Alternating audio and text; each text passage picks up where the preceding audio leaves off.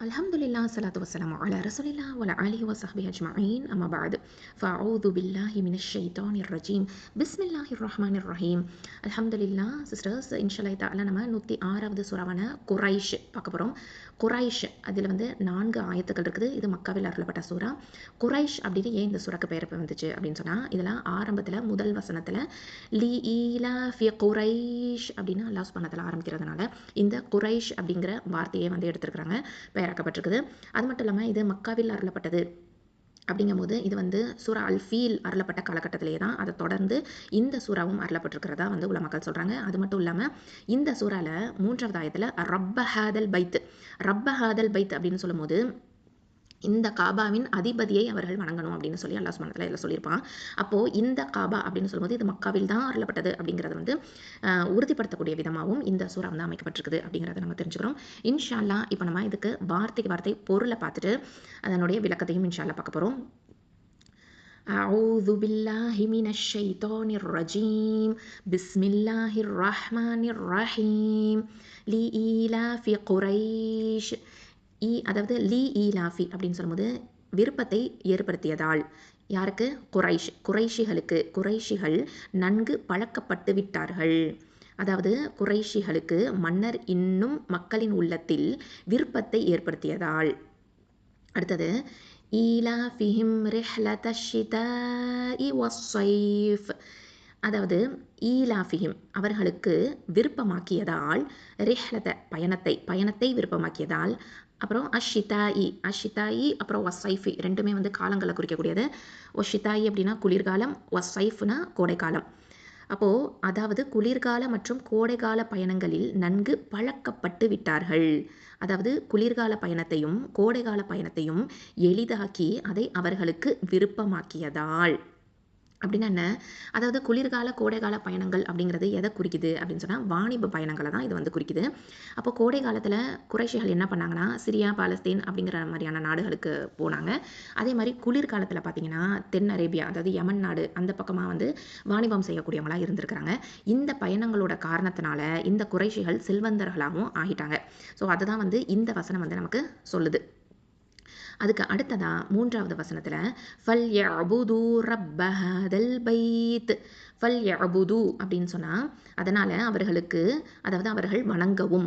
யஅபுது அப்படின்னா வணங்குறது. ஃபல் யஅபுது அவர்கள் வணங்கவும் ரப்ப அதிபதியை, ஹாதா இந்த, அல் பைத்தி காபாவின். அப்போது எனவே அவர்கள் இந்த இல்லத்தின் அதிபதியை அடிபணிந்து வணங்கட்டும்.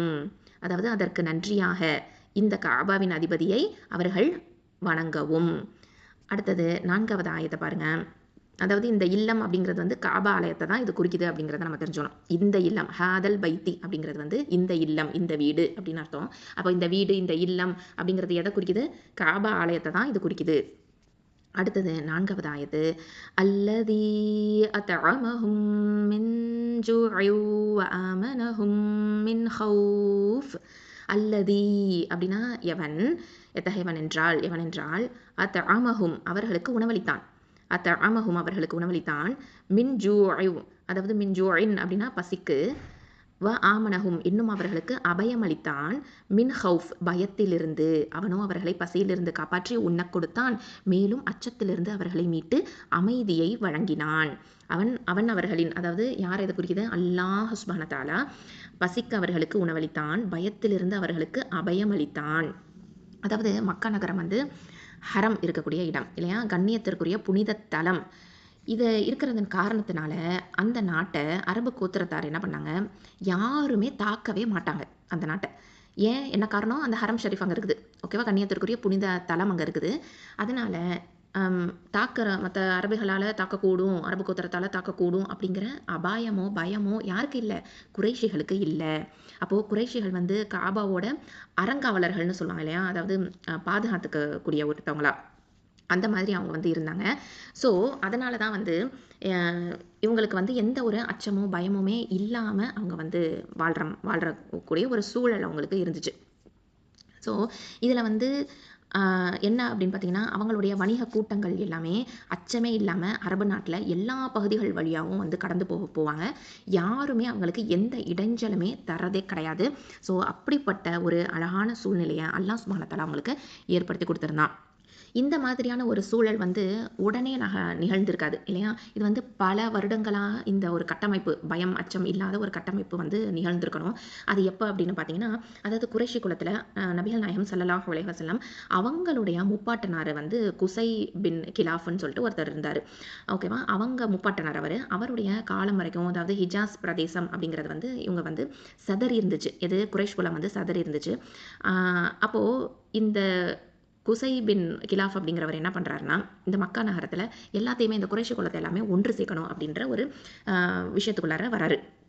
இதை வந்து அவர் வந்து இந்த மாதிரியான ஒரு ஒற்றுமையாக எல்லாருமே எல்லா குறைஷி குலமும் ஒன்று சேரணும் அப்படின்னு ஒரு நியத் வைக்கிறாரு. அப்போது இறையிலத்தோட நிர்வாக பொறுப்பு வந்து இந்த குலத்தோட கைக்கு கிடைக்குது. அப்போது இதை அடிப்படையாக வச்சு குசை அவங்க வந்து என்ன பண்ணுறாங்கன்னா, இவங்களுக்கு வந்து இன்னொரு பேரும் இருந்துச்சு. என்ன பேருனா முஜம்மிஓ அப்படின்னு சொல்லலாம். முஜம்மிஓ அதாவது ஜமாத்தாக்குறது, ஒன்று கூட்டுபவர் அப்படின்னு அர்த்தம். முஜம்மிஓ அப்படின்னு சொல்லுவாங்க. அப்போது இந்த குசை அவங்களுக்கு வந்து பின்னாடி அவங்களுடைய பிள்ளைகள், அதாவது அவங்களுடைய பிள்ளைகள் 2 பேர் அப்துமனாஃப், அப்துத்தார் அப்படின்னு சொல்லிட்டு இந்த 2 பேருக்கும் இந்த மக்காவுடைய அதிகார பதவிகள் இவங்களுக்கு கிடைக்குது. இவங்க வந்து அந்த அதிகார பதவியை பகிர்ந்துக்கிட்டாங்க. ஸோ அதுக்கப்புறமா என்ன நடக்குதுன்னா, அப்து மனாஃப் மூத்தவராக இருக்கார் இல்லையா? குசையோட பசங்களில் அப்து மனாஃபும் அப்துத்தார். இப்போ அப்து மனாஃப் இருக்கார் இல்லையா? அவங்களுக்கு 4 பிள்ளைகள், 4 புதல்வர்கள் இருக்காங்க. அது யாருன்னா, ஒருத்தர் ஹாஷிம், அப்புறம் அப்து ஷம்ஸ், முத்தலிபு, நௌஃபல். ஓகேவா? இப்போ இந்த 4 பேர் உங்களுக்கு நமக்கு நல்லாவே தெரிஞ்ச பேர் என்ன? முத்தலிபு. ஏன்? அப்துல் முத்தலிப் வந்து நபிகள் நாயகம் ஸல்லல்லாஹு அலைஹி வஸல்லம் அவர்களுடைய பாட்டனார் அப்படின்னு நமக்கு நல்லாவே தெரியும். இப்போ இவங்களுடைய அண்ணன் தம்பிங்க யாரு? ஹாஷிம், அப்து ஷம்ஸ், முத்தலிபு, நௌஃபல். இவங்க எல்லாம் யாருடைய பிள்ளைகள்? அப்து மனாஃபுடைய பிள்ளைகள். இப்போ அப்து மனாஃபும் ஹாஷிம், இந்த மூத்தவர் இருக்கார் இல்லையா? முத்தலிபுடைய மூத்தவர் அண்ணன் அப்து மனாஃபும் ஹாஷிமும் இவங்க 2 பேரும் வந்து என்ன பண்ணுறாங்கன்னா, வந்து சேர்ந்து வந்து நம்ம வந்து குறைஷி குலங்கள் எல்லாத்தையும் ஒன்று சேர்த்து இவங்களுக்கு வந்து நம்ம வந்து இறை இல்லத்தோட ஊழியர்களாக இவங்க வந்து ஆகணும், இவங்களுக்கு இந்த கண்ணியம் வந்து கிடைக்கணும் அப்படின்னு. அதாவது பிற கோத்திரத்தாரும் அரபு கோத்திரத்தாரும் இந்த காபாவோட அதாவது அறங்காவலர்களாக நிர்வாக பொறுப்பில் இவங்க குறைஷி குலங்கள் இருக்கிறதுனால மரியாதையும் கண்ணியத்தையும் கொடுத்துட்டு தான் வந்திருந்தாங்க. அப்போது இவர் என்ன பண்ணுறாருன்னா, இவங்க 2 பேரும் சேர்ந்து வாணிகம் பண்ணணும், அதாவது வணிப குழுக்களாக நம்ம வந்து இருக்கணும், வாணிபம் செய்யணும் அப்படின்னு சொல்லி முடிவெடுக்கிறாங்க. அப்போ வந்து அதாவது இவங்க வந்து போகிற வழி வர வழியில் எந்த ஒரு ஆபத்தும் அச்சமும் எதுவுமே இல்லாமல் இருக்கணும் அப்படிங்கிறதுக்காக இவங்க வந்து அதுக்கு முன்னேற்பாடு செய்கிறாங்க, வாணிப திட்டம் வகுக்கிறாங்க. அதாவது ஹாஷிம் அவங்களும் யார், அதாவது அப்து மனாஃப் அவங்களுடைய தந்தை 2 பேரும் சேர்ந்து திட்டம் திட்டுறாங்க. அதில் வந்து வாணிப திட்டம் வந்து வகுத்துக்கிறாங்க. அந்த திட்டத்தில் வந்து மூத்த இந்த சகோதரர்களும் சேர்ந்துக்கிறாங்க. அதாவது சிரியா அப்புறம் கசானியா இவங்க அரசர்கிட்ட வந்து ஹாஷிமும், அபிசினியா அரசர்கிட்ட வந்து அப்து ஷம்ஸும், யமன் நாட்டு தலைவர்கள்கிட்ட வந்து முத்தலிபும், ஈராக் பாரசீக அரசுகள் கிட்ட நௌஃபலும் இந்த மாதிரியா வாணிப சலுகைகளை வந்து பேசி அந்த நாட்டோட ஒரு சுமூகமான உறவு ஏற்படுத்துறதுக்கான ஒரு திட்டத்தை வகுத்துக்கிறாங்க. இந்த மாதிரியா இவங்க வந்து வாணிபத்தில் வேகமாக வளர்ச்சி அடையக்கூடியவங்களாகவும் இருக்கிறாங்க. அதனால் இந்த 4 சகோதரர்கள் யார் யார் சொன்னேன்? ஹாஷிம், அப்து ஷம்ஸ், முத்தலிபு, நௌஃபல். இவங்கெல்லாம் யார்? அப்து மனாஃபுடைய பிள்ளைகள். இவங்களுக்கு என்ன பேர் வழங்கப்பட்டிருந்துச்சுன்னா, முத்தஜிரீன் அப்படின்னு சொல்லி பேர் வழங்கப்பட்டிருந்துச்சு. முத்தஜிரீன் அப்படின்னு சொன்னால் வணிக நிபுணர்கள் அப்படின்னு அர்த்தம். அப்போ தாஜிர் அப்படின்னா ட்ரேடர்னு சொல்லுவோம், அதாவது ட்ரேடர், மர்ச்சன்ட் அப்படின்லாம் சொல்லுவோம் இல்லையா? முத்தஜிரின் அப்படின்னா வணிக நிபுணர்கள் அப்படின்னு அர்த்தம். ஸோ இவங்களை சுற்றி இருக்கக்கூடிய குலங்கள் எல்லாமே வந்து இவங்களை வந்து ரொம்ப கண்ணியமாக தான் நடத்திட்டு இருந்தாங்க. அது மட்டும் இல்லாமல் இவங்களுக்கு இன்னொரு பேரும் சொல்லப்பட்டிருந்துச்சு, அஸ்ஹாபுல் ஈலாஃப் அப்படின்னு சொல்லுவாங்க. அஸ்ஹாபுல் ஈலாஃப் அதாவது நட்பும் நேசமும் ஏற்படுத்துவோர் அப்படின்னு வேற சொல்லுவாங்க. ஸோ அஸ்ஹாபுல் ஈலாஃப் நட்பும் நேசமும் ஏற்படுத்துவோர் அப்படின்னு இவங்களுக்கு பெயரும் வழங்கப்பட்டிருந்திருக்கு. ஸோ இதில் நான் நிறைய பெயர்கள் சொன்னேன். அதாவது குசை பின் கிலாஃப் அவருக்கு வந்து முஜம்மிஉ ஒன்று கூட்டுபவர் அப்படின்னு பேர் வழங்கப்பட்டிருந்துச்சு. அதே மாதிரி இந்த 4 சகோதரர்களுக்கும் முத்தஜிரீன் வணிக நிபுணர்கள் அப்படின்னு பேர் வழங்கப்பட்டிருந்துச்சு. அதுக்கப்புறமா இவங்களுக்கு எல்லாருக்குமே வந்து அஸ்ஹாபுல் ஈலாஃப் அதாவது நட்பும் நேசமும் ஏற்படுத்துவோர் அப்படின்னும் வந்து சொல்லப்பட்டிருந்துச்சு. அப்போது இந்த வாணிக இதில் வந்து என்ன பயன் இவங்களுக்கு கிடைச்சிச்சுன்னா, இந்த குறைஷிகளுக்கு வந்து சிரியா, எகிப்து, ஈராக், ஈரான், யமன், அபிசினியா இந்த மாதிரியான நாடுகளோட தொடர்பு ஏற்படுத்தியிருந்துச்சு. தொடர்பு ஏற்பட்டதன் காரணத்தினால இவங்க வந்து பல நாட்டு கலாச்சாரத்தையும் நாகரிகத்தையும் இவங்க வந்து டைரெக்டாக வந்து அவங்கள்ட்ட பேசி தெரிஞ்சுக்க முடிஞ்சுது. அதனால் அறிவுத்திறன் ஏற்பட்டிருந்துச்சு. அரபு நாட்டில் வேறு எந்த கோத்திரத்துலையும் வந்து போட்டியிட முடியாத அளவுக்கு இவங்க உயர்ந்துட்டே போயிட்டு இருந்தாங்க. அது மட்டும் இல்லாமல் செல்வ நிலையிலையும் இவங்க உயர்ந்திருந்தாங்க. எழுத படிக்க தெரிகிறதும் இந்த குறைஷி குலத்தாருக்கு தான் அதிகமாகவே தெரிஞ்சிருந்துச்சு. ஸோ இந்த மாதிரி வந்து நிறையா வந்து இவங்களுக்கு விஷயங்கள் எல்லாமே எழுதுறதுக்கு உண்டான அந்த அந்த எழுத்து வடிவங்கள் கூட இவங்க தான் கற்று வச்சுருந்தாங்க. ஸோ இந்த மாதிரி நிறைய விஷயங்களை இவங்க கொஞ்சம் மேன்மையானவங்களா, யார் குறைஷிகள் மேன்மையானவங்களா இருந்தாங்க. ஸோ நபிகள் நாயகம் ஸல்லல்லாஹு அலைஹி வஸல்லம் அவங்க சொல்லியிருக்கிறாங்க, குறைஷிகள் மக்களின் தலைவர்கள் அப்படின்னு சொல்லிட்டு. ஸோ குறைஷிகள் வந்து இந்த மாதிரி மேலும் மேலும் வளர்ச்சி அடைஞ்சிட்டே போயிட்டு இருந்தாங்க. அந்த சமயத்தில் தான் இந்த படையெடுப்பு ஒன்று நடந்துச்சு. என்ன படையெடுப்பு? யானை படையெடுப்பு படித்தோம் இல்லையா? அப்ரஹாவோட நிகழ்ச்சி வந்து நடந்துச்சு. மக்கா மேலே அப்ரஹா வந்து போர் தொடுத்தான் இல்லையா? அப்போ அப்ரஹா வந்து என்ன பண்ணான்? புனித நகரத்தை வந்து இடிக்கணும், அந்த காபாவை இடிக்கணும் அப்படின்னு சொல்லி வந்தான். அவனோட நோக்கம் வந்து நிறைவேறலை. அப்போது அல்லாஹ் சுப்ஹானஹு வ தஆலா காப்பாற்றினான். இந்த அப்ரஹா வந்து திரட்டிக்கிட்டு வந்தான். எப்படிப்பட்ட படையா? 60,000 அபிசினியா படையினர் வந்து அல்லாஹ் சுப்ஹானஹு வ தஆலா அழிச்சிட்டான் இல்லையா? ஸோ இந்த மாதிரி காபா வந்து இறைவனுடைய இல்லம் அப்படிங்கிறத வந்து அந்த அரபு மக்கள் வந்து முழுமையாக வந்து நம்பிக்கை வச்சுருந்தாங்க. அது வந்து அப்படியே ரொம்ப ஆழமாக பதிஞ்சிருந்துச்சு அவங்க மனசில். ஏன்னா அவங்க வந்து மற்ற எதையுமே சிலை வணங்காமல் ஒரு 10 வருட காலமாக வந்து 7 இல்லைனா 10 வருடங்கள்னு ஹதீஸில் வருது. ஸோ அத்தனை காலங்களை வந்து ஓரிரை கொள்கையிலேயே இருந்திருக்காங்க அப்படிங்கிறதும் நமக்கு தெரிய வருது. அதனால் அல்லாஹ் சுப்ஹானஹு வ தஆலா இந்த ஆயத்தையும் இறக்கி, இந்த இல்லம் காபா அப்படிங்கிறது சிலைக்குரியது கிடையாது, மாறா இது எப்படிப்பட்டது? இறைவனுக்குரியது, ஓர் இறைவனுக்குரியது. இதை வந்து நீங்களே ஏற்றுட்டு இருந்திருக்கீங்க. இந்த இல்லத்தோட விஷயம் என்ன அப்படின்னு சொன்னால், இந்த வந்து இது இருக்கிறதுனால நீங்கள் வந்து அச்ச நிலையை வந்து அல்லாஹ் சுப்ஹானஹு வ தஆலா உங்களுக்கு கொடுத்துருக்குறான். அது மட்டும் இல்லாமல் நீங்கள் வியாபாரங்களுக்கு எந்த அளவுக்கு வளர்ச்சியும், உங்களுக்கு இவ்வளவு வளர்ச்சியும் அல்லாஹ் சுப்ஹானஹு வ தஆலா அளிச்சிருக்கிறான். உங்களுக்கு பசி பட்டினியிலிருந்து காப்பாற்றி நிறைய செல்வ செழிப்பை வந்து கொடுத்துருக்கிறான். இப்படிப்பட்ட ஒரு நிலையை அல்லாஹ் தான் உங்களுக்கு கொடுத்துருக்கிறான். இது வந்து உங்களுக்கு நல்லாவே தெரிஞ்ச விஷயம்தான். அதனால் அவனுக்கு மட்டுமே நீங்கள் வந்து அடிபணிஞ்சு வணங்கணும் அப்படிங்கிற இந்த செய்தியை தான் ஆணித்தரமாக அல்லாஹ் சுப்ஹானஹு வ தஆலா இந்த சூறால இந்த 4 ஆயத்துக்கள் மூலமாக உறுதியாக நமக்கு எடுத்து சொல்கிறான். சுப்ஹானல்லாஹி வ பிஹம்திஹி. ஸோ இப்படிப்பட்ட ஒரு அழகான சிறிய சூறாவை நம்ம இந்த இதில் வந்து பார்க்குறோம். ஸோ குரைஷ் அப்படின்னு சொல்லிட்டு இந்த குறைஷ் குலத்தை வந்து மேன்மையாக்கின விஷயத்தையும் அல்லாஹ் சுப்ஹானஹு வ தஆலா இதில் வந்து குறிப்பிட்டு சொல்லி காமிக்கிறான் நமக்கு. அல்ஹம்துலில்லாஹ். ஸோ இது வந்து ஒரு அழகான சிறிய சூறா. ஸோ அல்லாஹ் சுப்ஹானஹு வ தஆலா தான் நமக்கும் வந்து என்ன பண்ணுறான் அப்படின்னு பார்த்தீங்கன்னா, பசியில் இல்லாமல் அதை வந்து நம்மளை வந்து அடுத்த வேளை சாப்பாடு அப்படிங்கிற அந்த பிரச்சனை, அந்த ஒரு திங்கிங்கே இல்லாமல் நமக்கு வந்து நம்ம வாழ்க்கை பயணப்பட்டுட்டு இருக்கு அப்படின்னு சொன்னால் அதுக்கு நன்றி செலுத்தக்கூடியவங்களா இருக்கணும் இல்லையா? சுப்ஹானல்லாஹ். நம்ம அச்சமே இல்லாமல் வாழ்கிறோம். நம்ம வந்து அடுத்த நிமிஷம் நமக்கு என்ன நடக்க போகுது அப்படிங்கிற ஒரு பயம்லாம் இல்லாமல் அல்லாஹ் சுப்ஹானஹு வ தஆலா நம்மளை சேஃபாக செக்யூர்டாக வந்து வச்சிருக்கிறான் அப்படின்னு சொன்னால் அதுக்கு நன்றி செலுத்தக்கூடியவங்களா சுப்ஹானல்லாஹ் நம்ம இருக்கணும். ஸோ இந்த மாதிரியான படிப்பினைகளை நம்ம வந்து பெறணும். சுப்ஹானல்லாஹி வ பிஹம்திஹி. ஸோ நம்மளை சுற்றி பல நாடுகளில் எவ்வளவு கஷ்டப்பட்டுட்டு இருக்காங்க அப்படிங்கிறத நம்ம பார்த்துட்டு இருக்கிறோம். நாடுகளில் வந்து சேஃப்டி இல்லை, செக்யூரிட்டி இல்லை. நம்ம பாலஸ்தீன் பார்க்குறோம், சிரியா பார்க்குறோம், ஸ்ரீலங்கா பார்க்குறோம், நிறைய நாடுகள் பர்மா பார்க்குறோம். ஸோ சுற்றி வந்து எக்கச்சக்கமான நாடுகளில் வந்து திடீர் தாக்குதல் நடக்குது. அல்லாஹ் சுப்ஹானஹு வ தஆலா நம்மளை வந்து செக்யூர்டாக வச்சிருக்கிறான் அப்படின்னு சொன்னால் எவ்வளவு நம்ம நன்றி செலுத்தக்கூடியவங்களா இருக்கணும் இல்லையா? சுப்ஹானல்லாஹி வ பிஹம்திஹி. இது வந்து நமக்கு ஒரு பெரிய நிஅமா. அடுத்த வேளை சாப்பாடோ அடுத்த நிமிஷம் நமக்கு பாதுகாப்போ வந்து யார் கொடுக்கக்கூடியவன்? அல்லாஹ் சுப்ஹானஹு வ தஆலா கொடுக்கக்கூடியவன். நமக்கு வந்து பாஸ்ட், ப்ரெசென்ட், ஃபியூச்சர் இந்த 3 காலங்கள்லையும் வந்து இன்று நேற்று நாளைன்னு சொல்லுவோம் இல்லையா? அந்த மாதிரியான 3 காலங்களையும் நம்ம வந்து செக்யூர்டாக இருக்கும், சேஃபாக இருக்கும் அப்படின்னு சொன்னால் இது வந்து முழுக்க முழுக்க அல்லாஹ்வின் நிஅமத்து நம்ம மேலே அல்லாஹ் சுப்ஹானஹு வ தஆலா அருள் பொழிஞ்சிட்டு இருக்கிறாங்கிறத உணரணும். சுப்ஹானல்லாஹி வ பிஹம்திஹி. அல்ஹம்துலில்லாஹ். இப்போது சூரத்துல் குரைஷ் சம்மந்தப்பட்ட இன்னும் சில ஆயத்துக்கள் நம்மளால் குர்ஆனில் பார்க்க முடியுது. அதாவது 29வது சூரா 67வது வசனத்தில் அல்லாஹ் சுப்ஹானஹு வ தஆலா, அதாவது இவர்களின் அக்கம் பக்கங்களில் இருக்கும் மக்கள் ராஞ்சி செல்லப்படும் நிலையில் இருக்க ஹரமை நாம் அபயமளிக்கும் புனித தலமாக ஆக்கியிருப்பதை அவர்கள் பார்க்கவில்லையா? பிறகு என்ன, இவர்கள் அசத்தியத்தை ஏற்றுக்கொள்கின்றார்களா? அல்லாஹ்வுடைய அருட்கொடைக்கு நன்றி கொள்கின்றார்களா அப்படின்னு அல்லாஹ் சுப்ஹானஹு வ தஆலா கேள்வி எழுப்புறான். அப்போது அவங்க வந்து பார்க்கலையா? நிச்சயமாக நம்ம தான் அந்த ஏற்படுத்தியிருக்கிறோம். எதை ஏற்படுத்தியிருக்கிறோம்? இந்த புனித தலத்தை பாதுகாப்பாக வந்து ஏற்படுத்தியிருக்கிறோம். ஏன்னா மற்ற மக்கள்லாம் எப்படி இருக்கிறாங்கன்னா சூறையாடிட்டு இருக்கிறாங்க. ஆனால் அவங்கள சுற்றி வந்து இந்த மாதிரியாக அல்லாஹ்வுடைய அருள் இருக்குதே, இதை வந்து நம்பிக்கை கொள்கிறாங்க இல்லையா? நிராகரிக்கிறாங்களா அப்படின்னு சொல்லி அல்லாஹ் சுப்ஹானஹு வ தஆலா ஒரு கேள்வியை கேட்குறான். அது மட்டும் இல்லாமல் இன்னொரு சூறால 27ல் 91லையும் அல்லாஹ் கேட்குறான், நபியே இவர்களிடம் கூறும், எனக்கு இவ்வாறு தான் கட்டளையிடப்பட்டுள்ளது. இந்த மக்கமா நகரின் அதிபதிக்கு கீழ்ப்படியுங்கள். அவனே அதை சங்கை மிக்கதாக ஆக்கினான். மேலும் ஒவ்வொரு பொருளுக்கும் அவனே உரிமையாளனாய் இருக்கின்றான். மேலும் நான் அடிபணிந்தவனாக முஸ்லிமாக விளங்க வேண்டும் என்றும். அப்போது அல்லாஹ் சுப்ஹானஹு வ தஆலா இங்கேயும் வந்து உறுதிப்படுத்துகிறான். சங்கை மிக்கதாக ஆக்கினான் அப்படின்னா எதை வந்து சங்கை மிக்கதாக ஆக்கினான்னா, மக்கா நகரத்துடைய அதிபதிக்கு கீழ்ப்படியணும் அப்படிங்கிறதுக்காக இந்த காபாவை சங்கை மிக்கதாக ஆக்கினான்.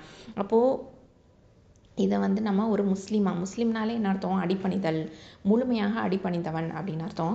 ஸோ அப்படி தான் அல்லாஹ் சுப்ஹானஹு வ தஆலா நம்மளை இருக்க சொல்கிறான். அது மட்டும் இல்லாமல் 16வது சூறால 112வது ஆயத்தில் பார்த்தீங்க அப்படின்னு சொன்னால், இந்த மாதிரியாக வந்து இருந்தால், அதாவது ஒரு முஸ்லீமாக இருந்து அல்லாஹுக்கு அடிபணிஞ்சு இருந்தால் அவங்களுக்கு எப்படி இருக்கும்? அச்சம் இருக்காது, பயம் இருக்காது, பசி அந்த பிரச்சனைலாம் எதுவுமே இருக்காது இல்லையா? ஆனால் அப்படி இல்லாமல் இருந்தால் என்ன நடக்கும் அப்படிங்கிறதையும் அல்லாஹ் சுப்ஹானஹு வ தஆலா 16ல் 112வது ஆயத்தில் சொல்கிறான். மேலும் அல்லாஹ் ஒரு ஊரை எடுத்துக்காட்டாக கூறுகின்றான். அவ்வூர் மக்கள் அமைதியுடனும் நிம்மதியாகவும் வாழ்ந்து வந்தனர். அவர்களுக்கு எல்லா திசைகளிலிருந்தும் வாழ்க்கை சாதனங்கள் தாராளமாய் கிடைத்து கொண்டிருந்தன. இந்நிலையில் அவர்கள் அல்லாஹ்வின் அருட்கொடைகளுக்கு நன்றி கொள்ளலாயினர். அப்போது அல்லாஹ் அவர்கள் செய்து கொண்டிருந்த தீவினைகளின் விளைவை சுவைக்கச் செய்தான். பசி, அச்சம் எனும் துன்பங்கள் அவர்களை சூழ்ந்து கொண்டன அப்படின்னும் அல்லாஹ் சுப்ஹானஹு வ தஆலா சொல்லி காமிக்கிறான். அப்போது வாழ்வாதாரத்தை கொடுப்பான், எல்லாமே பண்ணுவான், நமக்கு எந்த ஒரு கஷ்டமும் இல்லாமல் நம்மளை சேஃபாக வச்சுக்குவான். அந்த நேரத்தில் நம்ம எப்படிப்பட்டவங்களா இருக்கணும்? நன்றி செலுத்தக்கூடியவங்களா இருக்கணும். ஆனால் நம்ம அப்படி இல்லாமல் இருந்துட்டோன்னா என்ன நடக்கும் அப்படிங்கிற விஷயத்தையும் அல்லாஹ் சுப்ஹானஹு வ தஆலா இங்கே சொல்லி காமிக்கிறான். அப்போது தீவினைகளின் விளைவை சுவைக்கச் செய்தான். பசி, அச்சம் எனும் துன்பங்கள் அவர்களை சூழ்ந்து கொண்டன அப்படின்னு சொல்லி காமிக்கிறான். அதே மாதிரி 16ல் 113வது ஆயத்திலையும், அவர்களிடம் அவர்களுடைய சமுதாயத்திலிருந்து ஒரு தூதர் வந்தார். ஆனால் அவரை அவர்கள் பொய்யர் என்று கூறினார்கள். இறுதியில் அவர்கள் அக்கிரமம் செய்பவர்களாய் ஆகிவிட்ட போது வேதனை அவர்களை பிடித்து கொண்டது அப்படின்னு அல்லாஹ் சுப்ஹானஹு வ தஆலா இந்த வசனங்கள் எல்லாத்துலேயுமே நமக்கு வந்து சொல்லி காமிக்கிறான். சுப்ஹானல்லாஹி வ பிஹம்திஹி. அப்போது இந்த குறைஷ் மக்களுக்கு வந்து எடுத்து சொல்லக்கூடிய விதமாக இது எப்படிப்பட்ட ஒரு இடம், இது வந்து அல்லாஹ்வினுடைய இல்லம், இல்லத்தின் அதிபதியை வந்து நீங்கள் அடிபணிஞ்சு வணங்குங்க அப்படின்னு சொல்லிட்டு அல்லாஹ் சுப்ஹானஹு வ தஆலா அவங்களுக்கு கொடுத்த அந்த நிஅமாவை எடுத்து சொல்லி அவங்களுக்கு புரிய வச்சு அவங்கள வந்து நன்றி செலுத்தவும் சொல்லி, அதாவது நீங்கள் வந்து இல்லத்தினுடைய ஓர் இறைவனை மட்டுமே வணங்கணும், சிலைகளை வணங்கக்கூடாது அப்படிங்கிற இந்த ஏகத்துவத்தையும் தௌஹீதையும் அல்லாஹ் சுப்ஹானஹு வ தஆலா ஆழமாக மனசில் ஊன்றக்கூடிய விதமாக இந்த சூறா வந்து அமைக்கப்பட்டிருக்குது அப்படிங்கிறத நம்ம தெரிஞ்சுக்கிறோம். ஸோ பசியிலேருந்து காப்பாற்றி உண்ண கொடுக்குறான், அச்சத்துலேருந்து காப்பாற்றி நமக்கு அமைதியை கொடுக்குறான் அப்படின்னு சொன்னால் சுப்ஹானல்லாஹ், அவனுக்கு எவ்வளவு நன்றி செலுத்தக்கூடியவங்களா நம்ம விளங்கணும் அப்படிங்கிறதையும் இந்த சூறாலேருந்து நம்ம தெரிஞ்சுக்கிறோம். அஸ்ஸலாமு அலைக்கும் வரஹ்மத்துல்லாஹி வபரகாத்துஹு. அல்ஹம்துலில்லாஹி ரப்பில் ஆலமீன். சிஸ்டர்ஸ், இன்ஷா அல்லாஹ் நம்ம வந்து 106வது சூறாவான குரைஷ், இதுக்கு தஜ்வீத் சட்டங்களை பார்க்க போகிறோம். பார்க்கலாமா? அஊது பில்லாஹி மினஷ் ஷைத்தானிர் ரஜீம். பிஸ்மில்லாஹிர் ரஹ்மானிர் ரஹீம். லீஈலாஃபி குரைஷ். இப்போது லாம் கெஸ்ரா லீ, ஹம்சா கெஸ்ரா, யா சுக்கூன் ஈ. இது வந்து என்ன அப்படின்னு பார்த்தீங்கன்னா மத்துல் பதல் அப்படின்னு சொல்லுவோம். இந்த மத்து மத்துல் பதல், அதாவது ஹம்சாக்கு அடுத்ததான் யாவுல் மத்து வந்திருக்குது. இந்த மாதிரி வந்திருந்தா மத்துல் பதல் அப்படின்னு சொல்லுவோம். அப்போது லீ ஈ 2 ஹரக்கத்தை நீட்டணும். அடுத்தது லாம் ஃபதா அலிஃப் சகீரா லா 2 ஹரக்கத்தை நீட்டணும். ஃப கெஸ்ரா ஃபி. அப்போது லீ ஈ லா ஃபி. அடுத்தது காஃப் தும்மா கூ, இது வந்து ஹெவி லெட்டர் தஃப்ஹீமாக உச்சரிக்கணும். ரா ஃபதா யா சுக்கூன் ரை, இது வந்து யாவுல் லீன் குரை. அடுத்தது ஷீனில் கெசரத்தைன் இருக்குது, ஷின் அப்படின்னு இருக்கும் இல்லையா, குரை ஷின். ஆனால் இதை வந்து நம்ம வக்ஃபு பண்ண போகிறோம் அப்படின்னு சொன்னால் என்ன பண்ணணும்? இந்த ஷீனுக்கு சுக்கூன் வைக்கணும். அப்போது சுக்கூன் வைக்கும் போது இங்கே என்ன சட்டம் அப்படின்னு பார்த்தீங்கன்னா, இப்போது இந்த லீன் வந்திருக்கு இல்லையா, இந்த ஷீனுக்கு சுக்கூன் வச்சிட்டோன்னா அதுக்கு முன்னாடி யா சுக்கூன், அதுக்கும் முன்னாடி ரா வந்திருக்குது. அப்போது இது வந்து ராவுடைய சட்டங்களில் வரும். அப்போது இதை வந்து நம்ம நீட்டி நிப்பாட்டலாம். 4 இல்லைன்னா, அதாவது மத்துல் லீன் அப்படிங்கிற இந்த ஒரு விஷயத்தை இங்கே ஃபாலோ பண்ணணும். அப்போது மத்துல் லீன் அப்படிங்கும் போது இங்கே 4 இல்லைன்னா 4 ஹரக்கத்து அளவுக்கு வந்து நீட்டி நிப்பாட்டலாம். 2 இல்லைன்னா 4 ஹரக்கத்தை நீட்டி நிப்பாட்டலாம். அப்போது குரைஷ் அப்படின்னு சொல்லி நீட்டி நிப்பாட்டலாம். அப்போது லீ ஈலாஃபி குரைஷ். அடுத்தது ஈலாஃபிஹிம் ரிஹ்லத்தஷ் ஷிதாஇ வஸ்ஸைஃப். இப்போது ஹம்சா கெசரா, யா சகீரா, ஈ, இதுவும் என்னது அப்படின்னு சொன்னால் அதாவது மத்துல் பதல். ஓகேவா? ஏன்னா ஹம்சாக்கு அடுத்ததான் என்ன வந்திருக்குது? யா வந்திருக்குது. ஓகேவா யா மத்து. அப்போது ஈ அப்போது 2 ஹரக்கத்தை நீட்டணும். அப்போது மத்துல் பதல் இது. அடுத்தது லாம் ஃபத்ஹா அலிஃப் சகீரா லா 2 ஹரக்கத்தை நீட்டணும். ஃபா கெஸ்ரா ஃபி, ஹ கெஸ்ரா மீம் சுக்கூன் ஹிம். ஈலாஃபிஹிம் ஈலாஃபிஹிம். அடுத்தது இந்த மீம் சுக்கூனில் ஏன்னா அந்த மீம் சாக்கினாக்க அடுத்ததாக ரா வந்திருக்குது. இது வந்து என்ன சட்டம், இதுஹார் ஷஃபவி தெளிவாக நம்ம உச்சரிக்கணும். அடுத்தது ரா கெஸ்ரா ஹ சுக்கூன் ரிஹ் ரிஹ். ஓகே, இந்த இடத்துல வந்து ரா வந்து தற்கைக்கு லைட்டாக தான் உச்சரிக்கணும். ஹ சுக்கூன் அப்போது ஹம்ஸ் சிஃபத்தை கொடுக்கணும். அப்போது ரிஹ். லாம் ஃபத்ஹா லா, த ஃபத்ஹா ஷீன் ஷத்தா தஷ் ஷீன் கெஸ்ரா ஷி. அப்போது ரிஹ்ல தஷிதாஇ அப்படின்னு வரும். ரிஹ்ல தஷ். ஓகே, ரிஹ் ரிஹ்ல தஷ். அந்த இடத்துல டைமிங்கும் கொடுக்கணும். ரஹவா ஓகேவா சிஃபத் இருக்குது. அப்போது ரிஹ்ல தஷ். இந்த இடத்துல தஃபஷி அதாவது ஸ்ப்ரெட் பண்ணணும். யார் வந்து ஸ்ப்ரெட் ஆகும் உங்களுக்கு. அப்போது ஷீன் கெஸ்ரா ஷி. த ஃபத்ஹா அலிஃப் மத்து. அதுக்கு அடுத்த எழுத்து என்னன்னு பாருங்கள், ஹம்சா இருக்குது. அப்போது ஒரே வார்த்தையில் அலிஃப் மத்துக்கு அடுத்ததாக ஹம்சா இருந்துச்சுன்னா என்ன பண்ணணும், மத்தல் வாஜிபல் முத்தசில். அப்போது கண்டிப்பாக நம்ம வந்து என்ன பண்ணணும், இதை வந்து நீட்டி ஓதணும். அதாவது 4 இல்லைன்னா 5 ஹரக்கத்தளவுக்கு நீட்டி ஓதணும். ஓகேவா. அப்போது ரெஹ்ல தஷிதாஇ ஷிதா அப்படின்னு வாயை ஓப்பன் பண்ணிடாதீங்க. இங்கே லைட் லெட்டர் தான் த இருக்குது. அப்போது ஷிதாஇ. ஓகே. அடுத்தது வாவ் ஃபத்ஹா சாது ஷத்தா வஸ். சாது ஃபத்ஹா யா சுக்கூன் சை. ஓகே, சை. இப்போது இந்த இடத்துல வந்து என்ன பண்ணணும், யாவுல் லீன் இருக்குது. அடுத்ததான் ஃப கெஸ்ரா ஃபி. இதை வந்து நம்ம சுக்கூன் வைக்க போகிறோம். ஃப வந்து வஸ் சை ஃபி. இப்போது வக்ஃபு பண்ணுறதுனால ஃபக்கு சுக்கூன் வச்சிட்டோன்னா வஸ் சைஃப் மத்துல் லீனை வந்து இங்கே நம்ம கொண்டு வரோம். ஓகேவா. அப்போது ஈலாஃபிஹிம் ரிஹ்லத்தஷ் ஷிதாஇ வஸ்ஸைஃப். அடுத்தது 3வது ஆயத்தை பாருங்கள். ஃபல் யஅபுது ரப்ப ஹாதல் பைத். அப்போது ஃப ஃபத்ஹா லாம் சுக்கூன் ஃபல். அடுத்தது யா ஃபத்ஹா ஐன் சுக்கூன் யா யா. ஓகே, ஐன் சுக்கூன் எங்கேருந்து வருது, வசத்துல் ஹல்க்கு நடுத்தொண்டையிலேருந்து வரும். ஃபல் யா. அடுத்தது ப தொம்மா பூ, த தொம்மா வாவ் சுக்கூன் பூ, அதாவது தூ யஅபுது. அப்போது இது வந்து வாவுல் மத்து, அதனால் நம்ம நீட்டணும், 2 ஹரக்கத்தை நீட்டணும். ஃபல் யஅபுது. அடுத்தது ரா ஃபத்ஹா ப ஷத்தா ரப், ப ஃபத்ஹா ப ரப்ப. ரா வந்து தஃப்ஹீம். அடுத்தது ஹ ஃபத்ஹா அலிஃப் சகீரா ஹ 2 ஹரக்கத்தை நீட்டணும். தால் ஃபத்ஹா லாம் சுக்கூன் தல் தல். ஓகே, ஹ தல். இந்த நுனி நாக்கு மேல் முன்பற்களுக்கு கீழே வச்சு சொல்லணும், தரஃபுல் லிசான் எழுத்து. அடுத்ததா ப ஃபத்ஹா யா சுக்கூன் பை, இது யாவுல் லீன். அடுத்ததா த கெஸ்ரா தி, ஹதல் பை தி. இப்போ நம்ம வக்ஃபு பண்ண போகிறோம். அப்போ என்ன பண்ணணும், தக்கு சுக்கூன் வச்சிடணும். அப்போது மத்துல் லீன் இங்கே வந்து பயன்படுத்தணும். அப்போ 4 ஹரக்கத்தளவுக்கு வரைக்கும் நீட்டி நிப்பாட்டலாம். அப்போ எப்படி இதை ஓதணும், ஃபல் யஅபுது ரப்ப ஹாதல் பைத். இந்த தக்கு சுக்கூன் இருக்கிறதுனால பைத். ஓகே, அந்த ஹம்ஸ் சிஃபத்தை நம்ம கொடுக்கணும். அடுத்தது 4வது ஆயத்தை பாருங்கள்.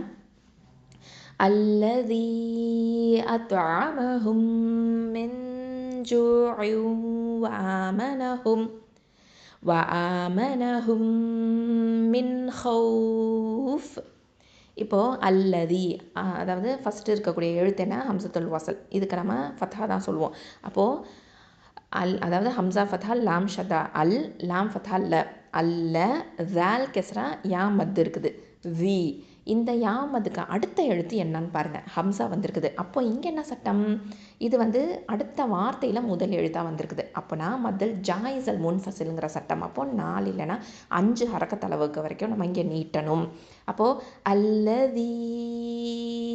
ஓகே, நீட்டணும். அடுத்ததாக ஹம்சா ஃபத்ஹா தா சுக்கூன் அத்து. ஓகே, அத்து. இந்த தா வந்து என்னது, ஹெவி லெட்டர். அது மட்டும் இல்லாமல் இது இங்கே கல்கலா பண்ணணும், கல்கலத்து சுக்ரா. அப்போது அத்து.